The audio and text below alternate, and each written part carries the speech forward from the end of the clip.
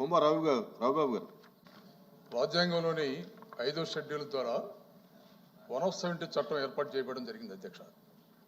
గిరిజన ప్రాంతాలలో గిరిజన ప్రజలను పరిరక్షించాలని, గిరిజన ప్రాంతాలలో గిరిజనేతరులకు భూములు కొనుగోలు కానీ పరిశ్రమల స్థాపన కానీ అనుమతించబడవు అధ్యక్ష.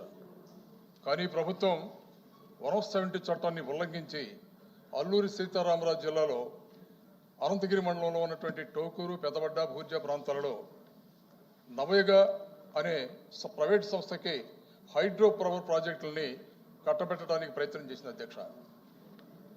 2025 జూన్ 30వ తారీఖున రాష్ట్ర కేబినెట్ ద్వారా తీర్మానించి వారికి అనుమతులు చేస్తూ జీవో నంబర్ 51 కూడా జారీ చేయడం జరిగింది అధ్యక్ష.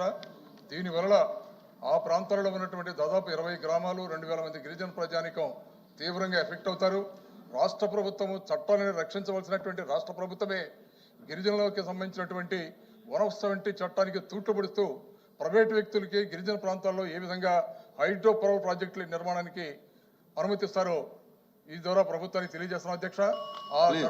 ఆ జీవోని వెంటనే రద్దు చేసి అక్కడ ఉద్యమం చేస్తున్నటువంటి గిరిజన ప్రజానీకాన్ని రక్షించవలసినటువంటి బాధ్యత కూడా ప్రభుత్వమైన ఉంది అధ్యక్ష.